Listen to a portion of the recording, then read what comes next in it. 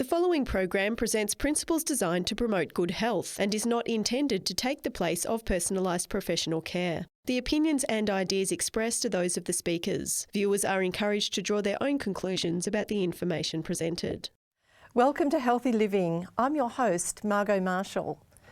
Most of the world's population live in countries where overweight and obesity kills more people than underweight. What are the causes and what can we do about it? Stay tuned for practical, doable solutions.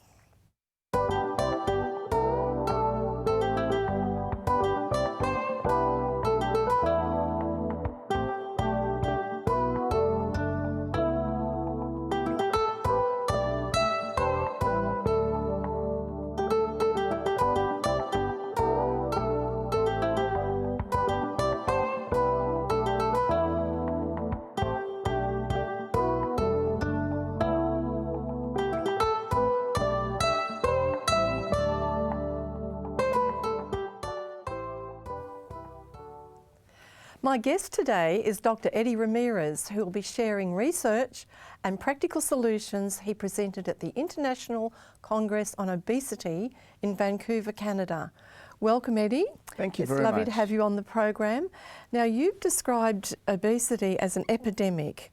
Just how bad is it? This is a huge public health problem, not only here in Australia, but in many areas around the world. In fact, the latest statistics for Australia tells us that 2 out of 3 people in Australia either are overweight or obese. And you know, the problem gets even more complicated. If in Australia there was only Caucasian people, white people, that wouldn't be, still is a problem, but that wouldn't be such an emergency. But the problem is that there are people from all over the world in Australia. And obesity affects certain minority groups worse than others. Is that right? So when I went to India, I was doing a series of conferences. In fact, I'm involved in a few research projects with them. I don't know how you do all you do. It just seems we keep hearing about the research you do, and I'm really, really pleased. I want to say this, that we have you on our program because you do have really good cutting-edge information to share on a lot of subjects, including this one. So tell us more. That's right. So I learned there's something fascinating. See, in India, what we consider normal weight, we use a measurement called body mass index. If you're interested in getting yours, just Google body mass index. The little formula is there. You take into account your height and your weight. In the Western worlds, the normal body mass index, the top part, what is considered normal, is 25. That formula gives you a number and you put it there in there. In India, the top number is actually 23. Because somebody from Indian origin above 23 of body mass index, it's too much for him. And the doors for diabetes, heart disease, hypertension, and many other problems open up as you go above that 23. And that's not only unique for people from India.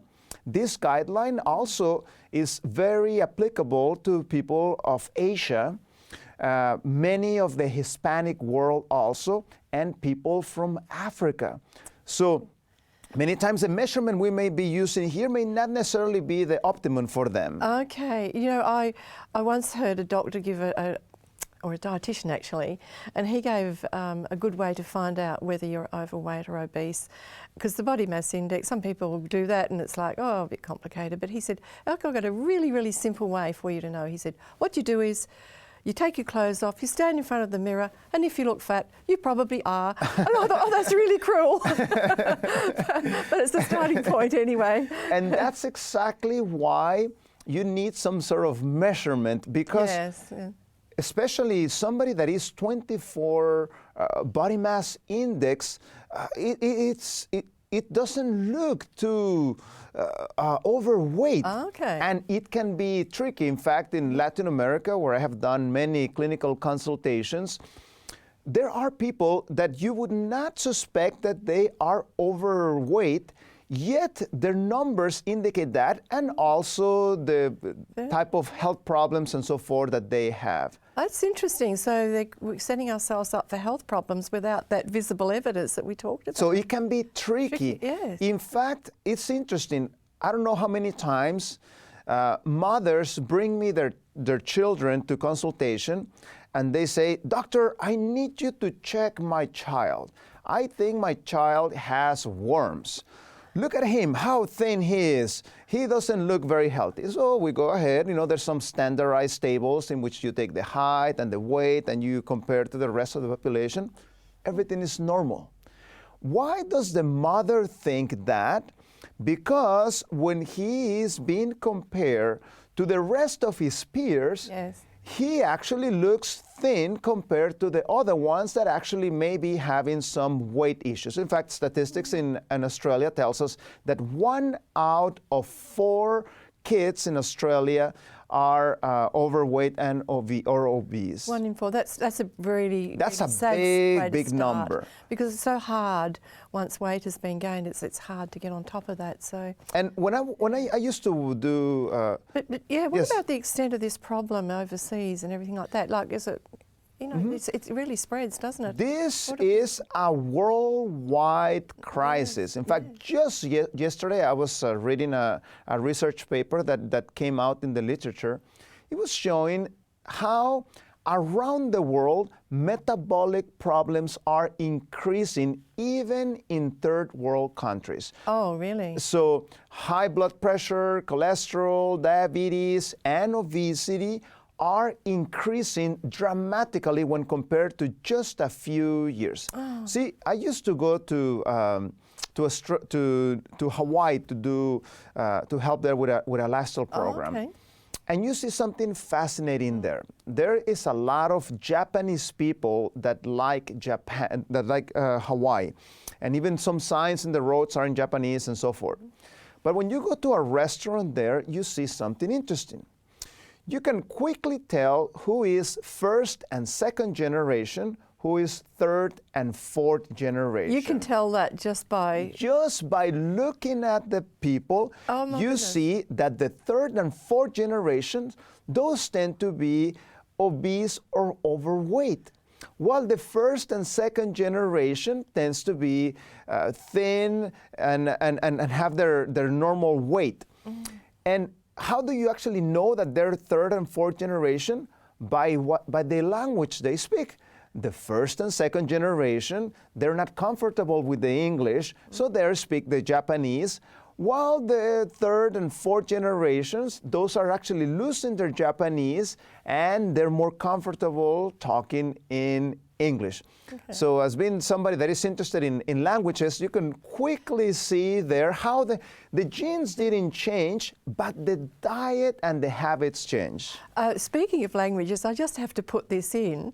I asked you how many languages you speak, and you were very modest, and you said, "Oh, I don't speak them very well," but was it 6 or 7 languages? Somewhere there. That's very impressive, and it's actually inspired me, and I'm actually thinking about learning a language. Very good. Just on the basis of that. But go on, I just sort of... So we have this pattern in which obesity is increasing. In America, they did a fascinating study.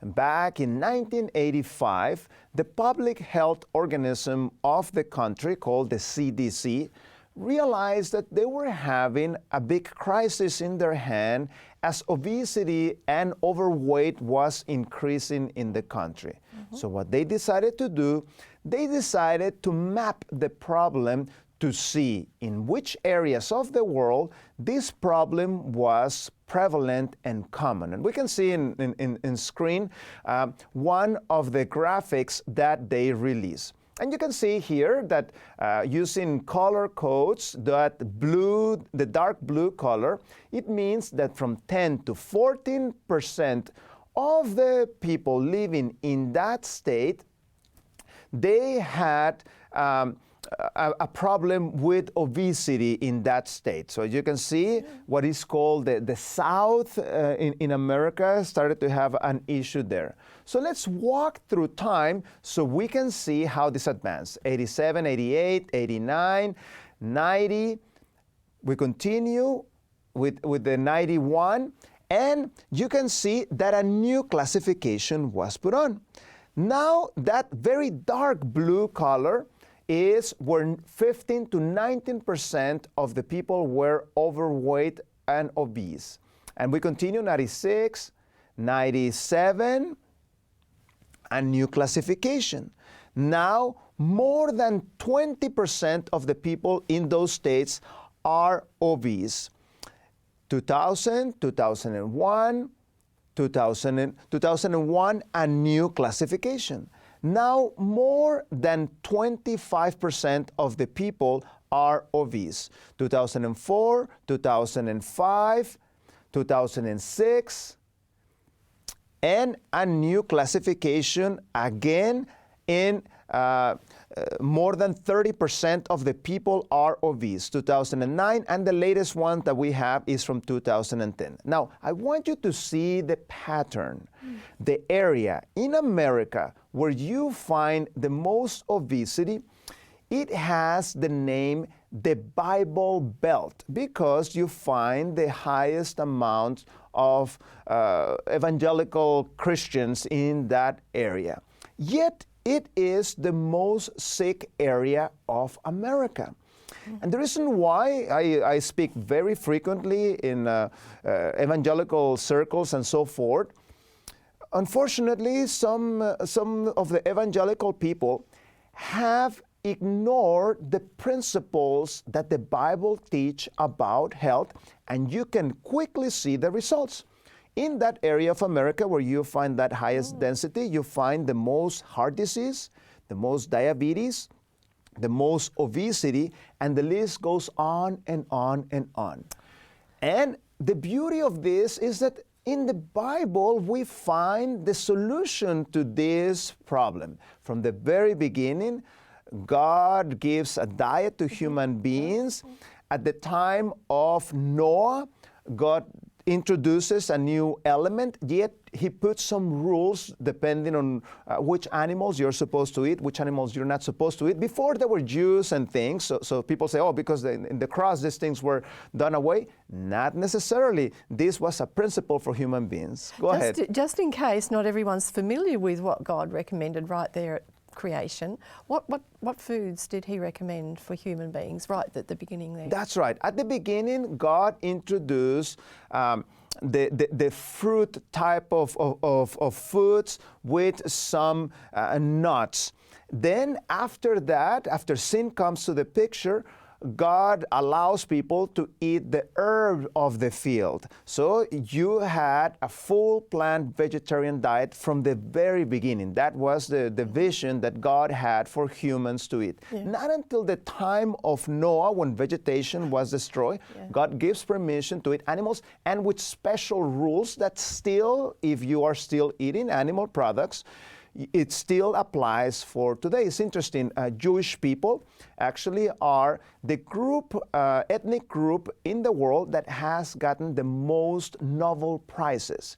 See, because when you partake of those animals that are not in that list, actually your IQ decreases. We don't have time to talk about that, but actually it has a negative effect in the brain, such as the partaking of pigs, meat, and so forth. So there's a connection with brain health? Absolutely. Now, females tend to have more of a problem with their weight. And the reason why is because they tend to be small. Usually the type of work they do, they are less active, and also because of the biological purpose that God had for them. They need to have the baby developing inside of them, so the body tries to have enough reserves in order to help that baby grow properly. That's the reason why females tend to have a little bit more of a problem, while males have muscle mass, and muscle mass tends to burn more calories. Quite a lot more calories. Muscle burns a lot more calories than fat, doesn't it? That's right. Yes. So concentrate on that if you want to have some help. In a minute, we'll tell you the method. I also presented some research on the latest Obesity World Congress that happened in Vancouver, Canada. I presented 3 papers, and we can see see the first of them in screen, we were finding out that regularity in eating and sleeping was helping with weight control and was also improving mental health. So that was very good finding. You need to have order in your life. That's interesting. So eating at regular times? That's right. And sleeping at regular times? That's right. Even on the weekend? Even on the weekend. Then the second paper I presented there, it was about how plant-based diets are one of the best ways. And please notice in the little graphic on the bottom right, it was showing that a full plant vegetarian nutrition will actually, if you are normal weight or underweight, it won't affect your weight. But if you are overweight or obese, it will actually help you lose weight in a natural way without suffering, which is something I'm against. Isn't that incredible? How it doesn't make you lose weight if you're underweight or normal, but it helps you if you're overweight. The body's a marvellous thing, and it does regulate a lot of these things. It's a bit like getting vitamin D from the sun. It will only produce as much as the body needs. You That's right. Don't get an overdose that way. Exactly. And so it's better to work with physiological type of approaches. And then a third one that we presented, showing that this also applies to pediatric participants. So young people that partake of this method are able to lose weight in a natural way, again, without suffering and so forth. So let's go a little bit about how this method works. This is actually from what is called the New Start program. If you Google about the New Start program in Weimar, you can see if you're interested in even coming and being one of these patients in our place. So there is something that is called the point theory. That's the name of it. the point. The point theory, which says that you usually tend to maintain a certain equilibrium. If you're of a certain weight and you quickly lose weight, you're probably going to bounce back to that point. If you gain weight very fast, you will actually come down to try to approximate to that point. Now, there are two specific ways that you can use to lower the point so that you lose weight. Like a set point in your Yes, body. like a set point. Yes. Number one is and I'm talking about very intensive exercise. Let me tell you just so you can picture it in your head. Half a kilo of fat in your body is approximately 3,500 calories. That is a lot. See, if you go running at race speed, you will probably burn about 500 calories from that 45-minute run or so. So that is just 600 calories. We said you need 3,500 calories to lose just half a kilo. That means that you can lower the point with exercise, but you would have to invest 4 or 5 hours a day of exercise, something that is not practical for most people, and most people actually don't have the fitness to handle that. So a better strategy, if you want to tackle this problem long term, is to change the composition of your diet. In that way, you don't suffer. Again, I am totally against those methods that say, oh, you just have to eat 2 portions of this and 1 portion of this, and the person is all hungry and suffering throughout the day. Look, you can do that for a week, you can do that for 2 weeks, but long term, that is just not acceptable. No, it's just unsustainable, isn't it? In the study that we were presenting, the way that our patients ate, it was buffet style. Patients just serve themselves what they wanted, of course, encouraged in moderation, and automatically their bodies start to lose that weight. Now, we need to understand that fats increase the point. So foods that have too much fat, like free oils, that one will increase the point, while starch and vegetables will decrease the point. So what you need to do, you need to change your plate, and you need to make sure that you're eating 1/3 of your whole plate needs to be raw fruits or vegetables. The rest of it needs to be cooked food. If you want this process to be even faster, switch it to half. Half of your plate, it's gonna be raw fruits or vegetables. And by doing that, you will see the advantage. And see, some people are afraid of starches and this type of foods. Those foods are fabulous. See, as I travel around the world, I've seen this with my own eyes. What's the staple food in Japan, for example? It's rice. What's the staple food in Papua New Guinea? It is these roots, these yams, this type of foods. What's the staple food in Mexico? It's beans and rice. What's the staple food in Peru? It's potatoes. What was the staple food in Europe? It was bread. That was what they based their food on. So the problem is not these foods, the problem is what we put to them. That's right. Yes, it's just, often bread is just a vehicle for That's right. for things that would raise that set point, the and fats see, and things. Yeah. When you eat food in its most natural state, what it does, it fills your stomach, and there is sensors in your stomach that send a signal to your brain and say, okay, you had enough, okay. But when you're eating concentrated foods, such as animal products, they have a lot of calories and absolutely no fiber. Animal products are deficient of fiber. Fiber only comes from vegetable products. So you ate some cheese, you ate some milk, and still your stomach is not full enough. And he says, what else are you going to feed me? You know, I'm still hungry.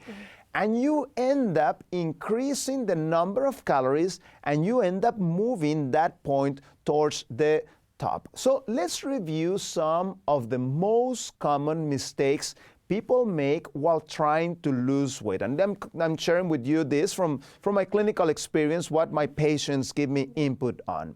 Number one, they eat too much high-fat foods. See, oil, that is not good for you. If you are a marathonist and you have to train 3 hours a day, please use oil in your food. You need it.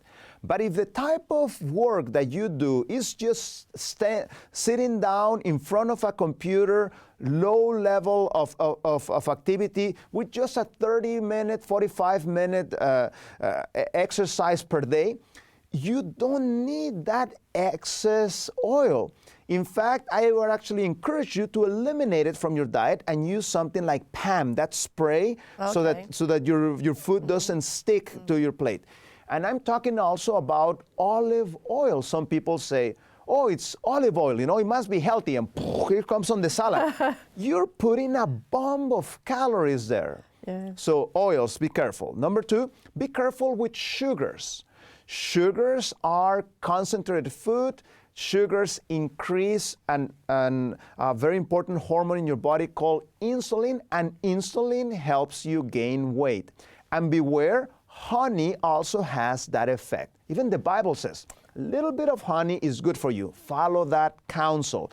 Not because it's honey, it doesn't mean that it's not going to do that reaction when it's eaten in excess. I remember reading through the book of Proverbs, which was written by the wisest man who ever lived, King Solomon.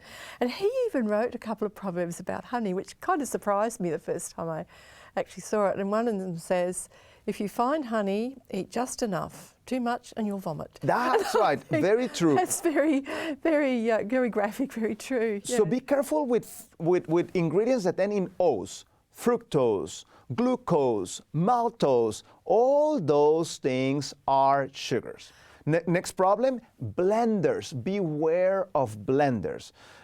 People right now are very much into smoothies and juices.